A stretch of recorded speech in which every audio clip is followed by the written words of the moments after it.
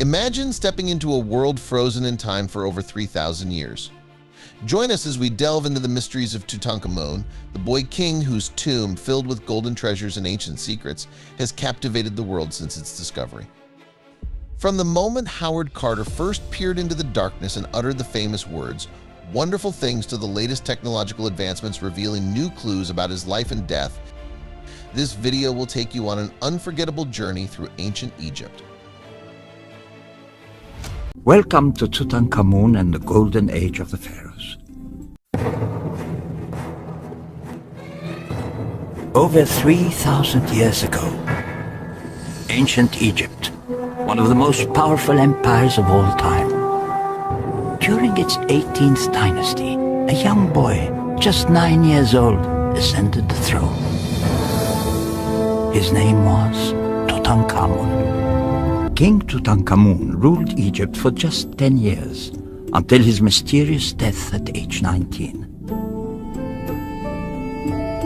His life was but a very short chapter in the story of ancient Egypt. Yet today his name is legendary. Why?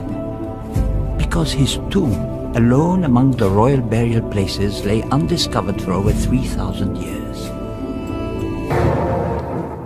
Tutankhamun inherited a country in disarray. Enemy empires threatened Egypt's borders. Tut's predecessor, the Pharaoh Akhenaten, who may have been his father, created turmoil by replacing Egypt's many gods with only one, the Aten, or sun disk. Tutankhamun's plans to restore the traditional beliefs were cut short when he died unexpectedly at 19 years old. How he died is still a mystery. When British archaeologists stumbled upon the final resting place of King Tutankhamun in 1922, it was the first and only time in modern history that the sealed pharaoh's tomb had ever been found.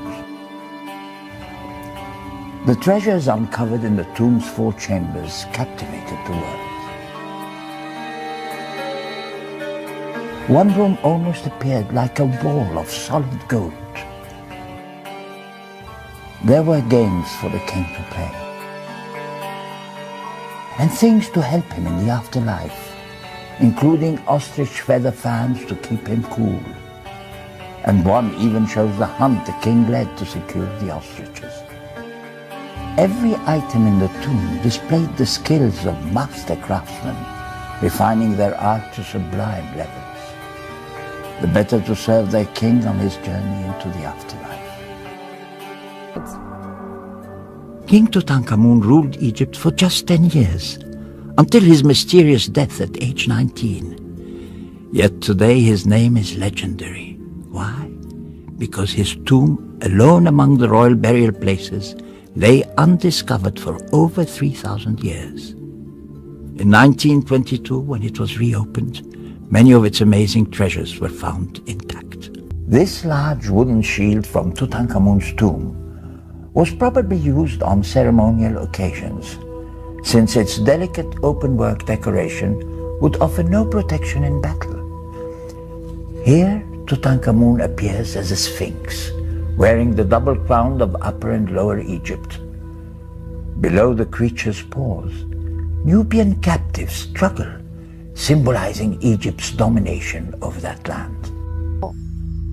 Fans were essential in Egypt's hot climate.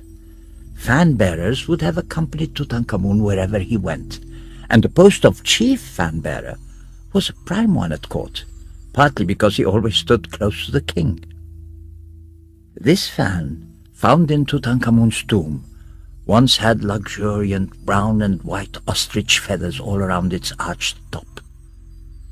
The golden fan plate depicts Tutankhamun hunting ostriches. The king stands in his chariot drawn by 2 galloping horses. He pulls his bow taut, aiming at an ostrich. This is Ptah, patron god of artisans and protector of Memphis, Egypt's ancient capital. Ptah's skull cap of brilliant blue faience contrasts with his face and body of glowing gilded wood. His tight-fitting costume has a delicate pattern of feathers. Ptah is often linked with a falcon funerary deity, and this identification may account for both the feathers and the mummiform shape. This statuette was one of many ritual figures placed in Tutankhamun's tomb to help ensure the king's welfare in the afterlife. Ptah had an especially important role to play in the funerary ritual. When a body arrived at its tomb, it was set upright and purified with libations. The mummy's mouth was then touched with special implements, while spells to restore its senses were recited. This ritual, known as the opening of the mouth, was linked with Ptah, and the ancient Egyptians believed that it helped revitalize the dead. Look for the small ivory box in this case. It was used to play the ancient Egyptian games of Jah and Senet. You played one of these games on the top of the box, then flipped it over and played the other game on the underside. The drawer contains 10 playing pieces and a bone-shaped dice. The hieroglyphic inscriptions list the king's names and praise his power and might. Rather off-putting if you're playing against him. Tutankhamun's tomb contained other game boards, some knucklebones used as dice and gaming chips. The games would accompany him into the afterlife to keep him entertained. The ancient Egyptians believed that anything you put in your tomb would last forever. Artists in ancient Egypt created many works of art that never saw the light of day, like this game board. They were intended for the magical transition from life to afterlife. Inside Tutankhamun's alabaster canopic chest, 4 deep hollows held the miniature coffins containing the king's inner organs. This head is one of 4 that acted as lids or stoppers to seal the hollows. During Tutankhamun's funeral, the canopic chest was placed inside a 6-foot-high, gilded shrine and brought to his tomb in the funeral procession. In these 2 cases, you see 2 very similar gilded figures depicting King Tutankhamun. Notice that one of the figures has a flat, angular crown. This represents Tutankhamun as the king of Lower Egypt, the Delta region. The other wears a different, more conical crown. This is Tutankhamun as the king of Upper Egypt, the Nile Valley. In both figures, he holds a flail, emblem of royal power, and a curved staff symbolizing the king's role as his people's shepherd. Both of these magnificent works of art are part of the treasury of objects found inside Tutankhamun's tomb. But it's strange that the faces do not look like other images of Tutankhamun. They were probably made for someone else, another ruler.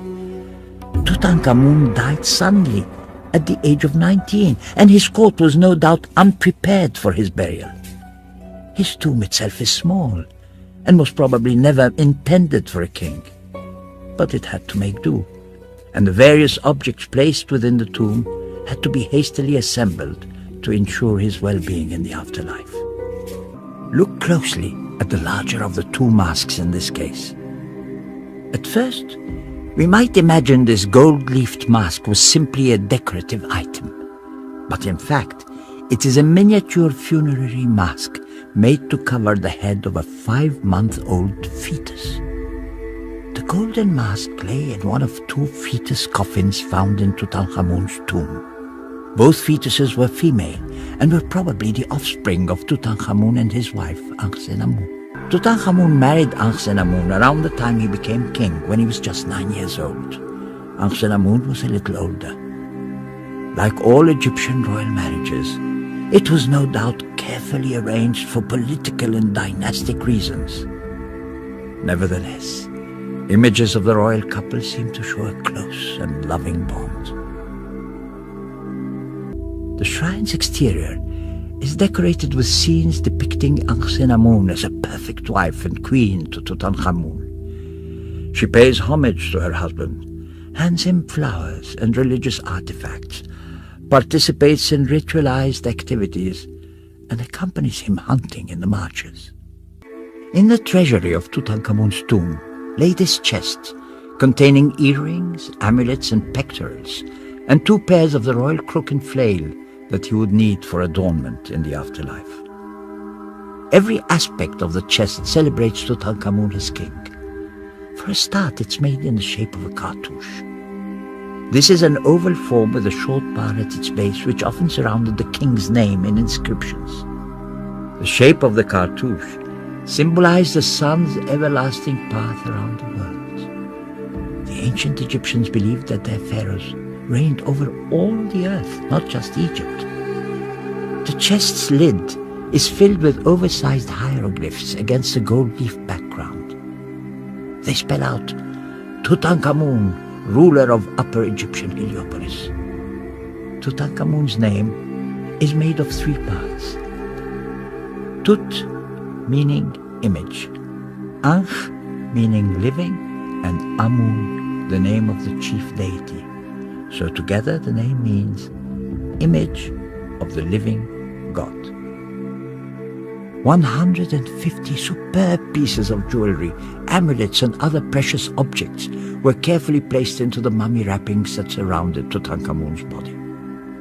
The golden dagger you see here was among them, found stuck into a golden girdle around his hips. The dagger, with bands of inlaid colored glass and granulated gold, is a masterpiece of the Egyptian goldsmith's art. Its ornate case is covered with an inlaid feather pattern and the head of a desert fox at the tip. Tutankhamun's mummified body rested within no less than 7 opulent cases, one placed inside another.